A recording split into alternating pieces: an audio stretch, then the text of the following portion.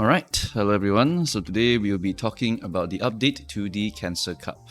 Right, today there's no lore because I've been very busy the whole day. I just want to cover all of the stuff that has been updated recently, and also I'll be reiterating basically all of the very important things that you should not be doing on your Umas, and maybe talk a little bit about min-maxing and the psychology of some of the players that will be playing Uma Musume, right? Because once you understand this, then you understand why I'm recommending the things that I am recommending, right? So let's start off with the Cancer Cup guide over here. Over here you can see Urzi's opinion. Worldview basically puts that consistent fine Umas would be below gamblers. I think that if the Uma cannot really win, right, by themselves, then they have to gamble. So that's why gambling Umas are basically like all here, right? Because they're all gamblers, right? Gamblers can win, but if they don't gamble, they don't win. So that's why it's very, very important, right, that all of these Umas over here have Majiro Ryan and Maru on them as much as possible for more excels. You want as many excels on them because they are literally gambling to win. If they do not gamble to win, they will not win, right? Especially against someone really powerful and consistent like Seiyun Sky, like our Condors, as well as the Taishin here, right? So there are a few things that I've been listening over here, right? First of all, Smart Falcon and Bakushin are really, really good aces. I want to say that right now. You see the Bakushin is on debuff right now. That's because one of my artists has forgotten to go and copy-paste this twice. I said that 3 times already to them, but they've forgotten. But basically, Bakushin as an ace, Smart Falcon as an ace are both really, really, really good horses, right, for winning this CM. Why? Because they have one skill inside of their kit. They're unique. That unique makes them able to go to the first position and seize that first position and take it all the way to the end. It's very hard to fight them for the first position. Even Seiyun has a hard time fighting against Falcon and Bakushin. They are like 2 of the strongest Umas because they have position keeping uniques. That is very, very significant for frontrunners, and they can still inherit Seiyun Sky on them, right? So while we do say Seiyun Sky is going to be a very, very strong Uma because of her Excel, she's going to need a lot of skills to compensate for the fact that these 2 Umas over here have their uniques that give them speed skills to go and take that front position. Very, very scary Umas to build for blocking or for debuffing. Very, very hard to beat. You need a lot of skills, and you also need to have solid stat lines, right? So those 2 things combined, very important, but the skills will actually outweigh the stat lines for front running fighting, right? So that's why front runner, very whale strategy. You want to have good stats and skills. If you go and prioritize the skills, you might lose some stats, and that might lose you the fight against some enemies. So it's very, very tough for the front runners over here, especially for someone that's hard to build like Falcon as well as El Condor, because they need to get their turf sparks as well as their front runner sparks for El Condor in particular. So it makes them a bit harder to go and build. But if you can build them and get sufficient stat lines on both of them, they are going to be very strong front runners. This guide here, the update, is basically going to be adding El Condor Pasa here and explaining Taishin, because a lot of people keep talking about potential Taishin. I'll be explaining why Taishin is kind of weird, right? So let's start off with El Condor Pasa pace first, because I've been recommending blockers, right? I've been testing with the help of Vincent, who has already finished all of his aces already. I know, quite insane, but basically he's finished all of his aces, and we were testing lobbies together. And basically, if you manage to block every single frontrunner from activating angling and scheming your Seiyun Sky's unique, you basically have a free line for your pace chaser, your end closer, and your gambler to try and win from that position. It is extremely powerful for Pace Pasa to win in this CM. You do not need to have anything super special. All you need to do is to stop the others from winning, and if you stop the others from winning, your Pace Pasa can win. It is a very, very strong unique because it does not require the first position. It only requires the first or second position, right? She's versatile in that way. And so all you really need for Pace Pasa is just McQueen's unique. McQueen's unique is really good. Why? Because it gives you corner speed. Corner speed to overtake horses in the corner. In this CM in particular, right? The corner is over here. So once you activate the uniques around here, you're going to overtake these horses over here. The runners will maintain their fronts, but hopefully you block them. When you block them over here, they do not accelerate at all. Pace Chaser now is trying to overtake as much as possible. Pace Chaser tries to get second position, activates Victoria por Plancha, as someone has told me to correct myself for the pronunciation, and then you win off of that. Pace Pasa in our testing so far has won every time that the front runner is able to block the entire lobby. It is very, very powerful, right? Very, very powerful. So don't sleep on the pace passer. We are elevating her over here. This one, I actually added her earlier, but I put her in A tier first because I was not sure how to explain pace passer yet in the game theory terms. So now I'm able to. Basically, now the rock, paper, scissors is very complex. There's multiple layers. First off, we say the simple one. Front runner, very consistent strategy, right? Even one front runner can win a blocker, right? Just RNG. Right, you have 3 front runners, surely one of them will beat the blocker. If they all get blocked, then you're not going to win that one, but you have 3 front runners. As long as one of them gets past and get first place, you can have a chance to win already, right? So that's the power of the front runner strategy. But then now I'm talking about stuff that beats it, right? Blockers, because the stat lines are not super strong yet for the front runners. The width is not very high yet. It is possible to outstat them in the width department and just stack a bunch of skills, sacrificing speed for it, right? So we are able to block them quite easily, meaning that we can kill front runners. And if we kill front runners, that opens up the win rate for late surgers and closers and pace chasers. More than likely, pace chaser Pasa, very, very powerful option. Late surger gamblers, they are gamblers. If they gamble and they hit, they win. That's pretty much how they play. And closer Taishin. Right, so this one, a lot of people are calling her Fraud Shin, right? Fraud Shin is basically because it is very, very tough for her to position, right? If we were to look at, for example, Go Ship, let's start off with understanding Go Ship here. Because if you understand Go Ship, then you understand why Taishin is a bit weaker for positioning than her, right? Go Ship's unique. Unsinkable Ship or Warning Shot all require her to just be in the second half of the pack halfway through the race. That's it. Simple condition, right? Very, very simple condition. As long as you are in the middle of the pack, at halfway point, you will activate this, and this gives you a 6-second speed boost. And that means that you can position yourself with this additional speed. Speed is important for positioning, right? If Taishin gets blocked, then she cannot actually position herself. So the important thing here is Nemesis, right? Nemesis is her positioning skill. It is a 5-second 0.35 speed, and it's one of the major ways that she can control her speed and her positioning, right? If you're overtaking someone on the final corner or beyond from middle of the pack, your speed will increase. The problem here is that it is final corner, and the order rate requires you to be from the 4th to the 7th. I need to double check this. Is it on JP? It is on JP, so I have to change the global, sorry. Right, this one is going to be 5 to 7. Right, 5 to 7, you must not be on the corner. No, sorry, you have to be on the corner. You have to be on corner, and then you must be overtaking a horse. So overtaking condition makes it a bit trickier. Right, it's not necessarily that this horse will be able to overtake someone, right? If she's able to overtake someone, you can activate Nemesis at the final corner, which is possible on this track, right? In Gemini, it was really bad because Gemini was a straight line at the end, and the corner was not exactly a place where you could technically be here because most likely the other horses were going to be in other positions, making it much, much harder for you to be in this area over here. Right, so yeah, Nemesis, the bad part is just of this part over here, the order rate being a bit strict, and then you have to overtake also. That's also a very tough condition for her. Go Ship is so simple. Go Ship is just, oh, I'm there, I go, right? And then she positions herself, positioning very well, then she activates Straightaway Spurt. The first Go Ship of all of the other Go Ships will most likely win the game because they have a lead advantage against the rest of them because of the distance between them, right? For Taishin, because she's not able to position herself beforehand for the encroaching shadow, she's going to have to catch up, which is very, very hard for Taishin, right? So that's one of the reasons that Taishin's unique is just inconsistent, so that's why she is sometimes going to fail, right? To improve her odds, you need to get N closer corners, mile corners, and any other corner you can get. Professor of Curvature also can, right? Why? Because basically what is the game plan for Taishin here is that we want to get a lot of good positioning here. We want Taishin to get in front of the rest of the backliners so that she doesn't get blocked by them later on. And yes, there might be a wall of front runners in the front also. We want Taishin to start moving up over here already. So activate those speed skills to move her more to the right side or left side depending on where the outer lane is, because you want her to get a straight line during this section over here. And if you get enough speed skills on her, you will have a much, much better time, right? For this CM in particular, there's no stamina big requirement, which means that you can sacrifice more of your stat lines for stam to go for other things, to give you that additional advantage to try and overtake these horses and position yourself better for the encroaching shadow victory. It is very powerful, and we also want to make sure we can get our Nemesis to trigger. So hopefully we put in a late surger in our party, or hope that the enemy has a late surger, because we want her to overtake, right? When she overtakes, she's able to activate Nemesis within that period of time, and hopefully it's around here that she'll be able to overtake something, right? If she cannot cannot overtake anything over here, then we are in a bit of trouble also,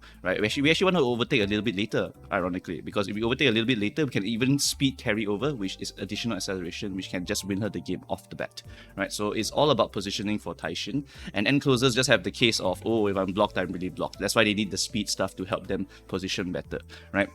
So that is basically my explanation for why Taishin is performing really good and why Taishin is performing really bad, right? If you don't like Taishin because of that reason alone, then don't use her, right? That's it. Just use other options, because this CM, there's so many options that are able to actually perform really well in this CM, right? Then after that, we have all these options over here. I want to say one last thing. It is that if you want your waifu to win, right? If you want your waifu to win, and you know your waifu is not anywhere in the top tiers already, right? Then you'll be fighting these guys with very strong natural advantages. Then you need to gamble. You must gamble or you will not win unless bad things happen to their horses, which is not something you can bank on in this CM, right? This CM is not super low weight. It's pretty high weights. It's usually 400, 500, 600-ish weights. So you have to be very careful about praying for the enemy's downfall. It can happen. It can happen. It's not zero. So that means you can always cheese out victories, but gambling is the way to improve your odds of winning with your Oshi,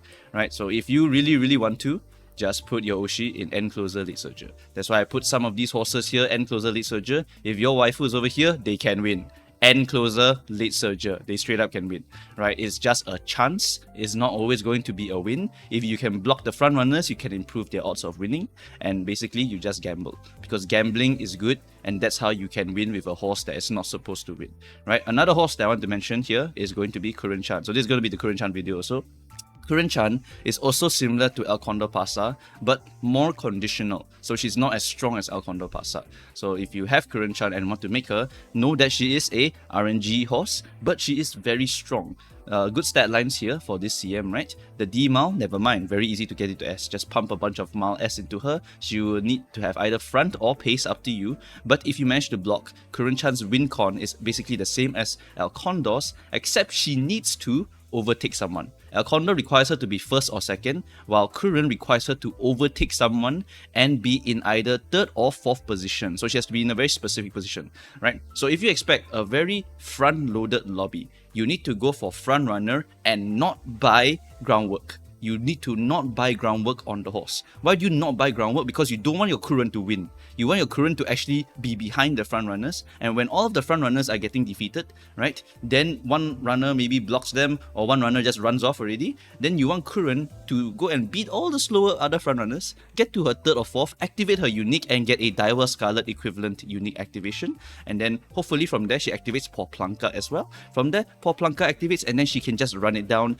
And can she catch the Seiyun Sky? Maybe not, but maybe she can catch someone else, depending on what kind of force it is, maybe depending on the stat lines, depending on how many skills they triggered. So if you want to win with Curren, you will need to gamble a little bit, right?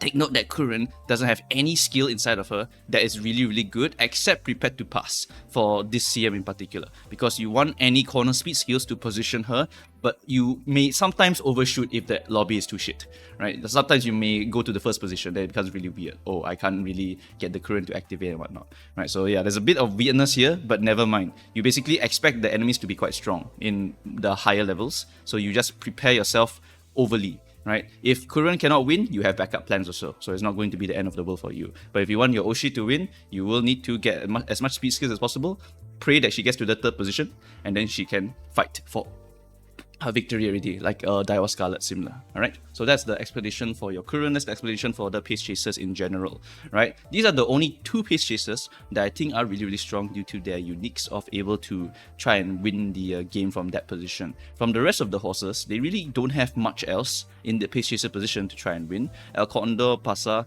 has her very powerful unique to activate in either first or second position, allowing her to win very strongly on this CM. Curren Chan has a unique also that's very strong. It's a Daiwa Scarlet equivalent, right? So that's why I consider her very strong as well. Everyone else doesn't really have something like that for the pace chaser position. Oguri is more of a stamina monster rather than an actual acceleration monster, so it's not really going to be super strong for this CM in that position. But you can always gamble, right? It's always about gambling in this CM. I've even seen Nice Nature Aces try to play. Nice Nature Aces, if you want to do this, is late surger and closer, either of them, and then buy every single XL you can and gamble, right? You can win with any horse, but it's going to be a gamble, and the gamble is not going to be as strong as something like a consistent horse over here. But the chance of you winning is never zero as a gambler, right? As long as you hit, you win. That's basically how we play Uma Musume. Next is going to be the stat thresholds. I've seen some people say that you must hit these stat thresholds. Not absolutely required.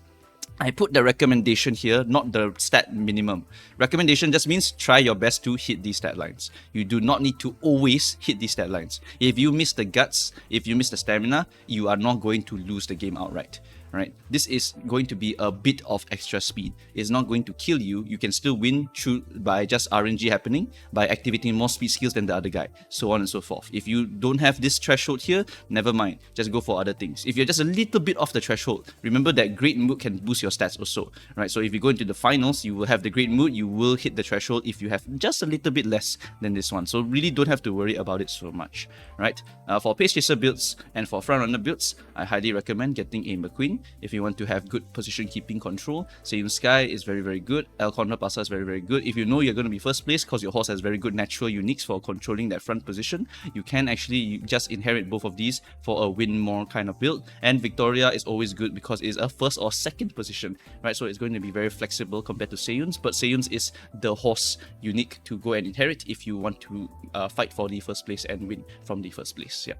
So that's basically all of the examples I have here for you for this part over here. Next, I want to talk about the certain stuff that I've been seeing recently. First off, if you are buying early lead on your frontrunner, do not buy early lead on your frontrunner. So early lead is currently not buffed. That's why you do not buy it. Right, very, very important thing here. Early lead is not buffed yet. Right now in global, it has accumulate time of 5. This is acceleration. Horses want to accelerate at 0 seconds for frontrunner. That's why groundwork is important, because groundwork is a activate at start. Right, 3 skills activate at 0 seconds. The other one is 5 seconds wait, which is not good. So we go to JP over here, and then we put in early lead. Right, early lead, which is called which one? It's called a frontrunner. It's called frontrunner. Right, now you see they remove accumulate time. Accumulate time is gone, so it's a 0 second acceleration. That's when it becomes good. It can even activate groundwork as a 0 second activation skill. Right, so that is when it gets buffed. Please don't buy it now. Right, do not buy early lead now. If you buy early lead, you have -1 skill from your entire kit. It's literally worthless to you in this current state. Right, so that is something really shit. And over here, we can see that Sariru has also said that Blokushin existence itself is a debuff. Absolute banger line. Yes, blockers are really, really damn strong. Falcon and Bakushin are really, really strong for blocking. They will have higher chances of blocking. They will not always block, but they are very strong as a blocker. If you want to go really hardcore into them, you can even build them as an ace because they are very, very powerful aces over here. Right? Remember that you won't always be fighting the most optimal horses, right? There's always a chance of victory. As long as you fight a bunch of noobs in your finals, you can get a victory, right? So that's basically how we kind of play. We just make the horse as good as possible. You make Oshi as good as possible. One time. All you need to do is win one time. And that King Halo with a 5% win rate will somehow take the win. Alright, that's basically how you play this game if you want to make your Oshi work. Right, over here, the disclaimer, right? If you don't see your waifu high on the list, then just go and make them end closer or late surger. Alright, just do that. Right, just do that. Okay, and then over here I added a new one over here. I edited this part here. One front ace / blocker, one pace, one late end are going to be a very, very strong team comp, because if you block everyone, you increase the odds of your backliners actually winning. So actually, what I would change from this one right now is I would actually change my Grass Wonder late to an El Condor Pasa pace. Because El Condor Pasa Pace is a bit easier to build than Grass Wonder, because you don't need to hunt for every single acceleration unique on the horse. For Pace Pasa, the only thing you need is straight up your McQueen. As long as you have a McQueen unique, you're done with Pace Pasa. It's extremely easy to make Pace Pasa, which is why I also rate her very, very highly. Right, then I'll build Taishin because I love enclosers, and Taishin is really one of my favorite horses for enclosing. And then I'll build a Blokushin front. I have the groundwork sparks already. All I need to do is just make a passable horse like this one over here. Right, and also I've updated the sample ace horses with some of the horses that Vincent's completed. Some of the milkers have completed as well. Yes, I call the audience milkers, whatever. But you can just look at these horses. You can look at the waifu horses as well. These are the ones that the Oshi force really, really hard. right? They force this Teo with a freaking vodka power card to this position here. They buy Pump Some Iron Red Shift. You think you can win? Yes. If you gamble everything, you have a chance to win. So this is just Oshi gaming here. Follow the builds, follow what they're doing, and you can even hit some crazy stuff. End closer Marzensky literally can win also. You get Pump Some Iron, you have Red Shift also, really, really strong. Over here we have a sample Curren, sample El Condor Pasa. In the testing, we did use this one. This one is oh sorry, not this one. We use Vincent's one, but Vincent's one is not pasted here. But this is an example of a El Condor Pasa with a Swiss Army knife of uniques. It's a bit stupid. You don't really need to get every single unique in the game, but it's still really, really scary. Because basically this horse, right, if there's like 5 or 6 front runners, Red Shift can activate later, which means that you can get an Excel. And Glare Scheming is for first place. If you manage to squeeze yourself to first place and there's not a lot of front runners in your lobby, you can actually get this and win. You can get Duty of Dignity on any position. For Pace Chaser, it's always good, so it's just free. Flashy Landing is also usable, but it's not like super amazing, but sure. Right, so you can just get all of this stuff here, get all of these speed skills here, and just pray that you win, right, as a pace passer. But you have to make sure you block all the people in front of you and make sure they lose first. Right, then Smart Falcon, this one, yes, we photoshopped the S over here by literally putting a text box here, whatever. We just showing you recommended things to try and hit, right? This passer over here is still strong, even though it doesn't have the S, but I just want you guys to know that you should try to get S. If you get S here is a bonus also, because you get additional power or wits, which is very, very important. Right, so I think that is pretty much it for this video here. If you want to copy some of these builds, just copy paste, right? You do not have to absolutely hit every single stat line. And remember that skills are also quite important. So if you can, you should try to go for skills. But if you are an F2P player and don't have the skill cards yet, then so be it. Just go for the stat lines first. You try to inherit as many good skills as possible, and you still have a fighting chance. Just need to win one time, right? One time and you can get a dub. Alright, so that's pretty much all I have to say for the update to the guide. You can just access the Canva over here. If you want to copy the skills, it's over here. You want to copy the deck, is over here. If you want to change any card, do it. If you know how to do it yourself, just go and change it. Don't have to ask me why this card not here, this card not here. I have my own reasons for some of these cards not being here, but these are just samples, right? Samples. So if you have better cards or have another reason to go and change, just change the card. I'm not going to really argue with you about what card is better, what card is not better. You just want as many good skills as possible, or focus on a few core skills to pass down to your kids, right? YouTube channels here, Twitch channels here. I stream mostly on the weekends or on the weekdays if I'm free. And then there's a Discord over here. The Discord, I have a lot of people who know what to do now. They have all their samples, they have all their builds, they're all Taurus card winners, Gemini winners, and you just go and talk to them and they'll give you the good advice. Right? If you want personal questions, you can use the Ko-fi over here, and then you have to give me some money, because I'm too busy in real life. I literally have so many things to do. So if you want to ask me direct questions, please go through the Ko-fi. Don't DM me on the Discord if you are inside the Discord. Right, that's pretty much it for this video, guys. Thanks for watching. Good luck with your trainings, and I shall see you guys next time. Bye bye.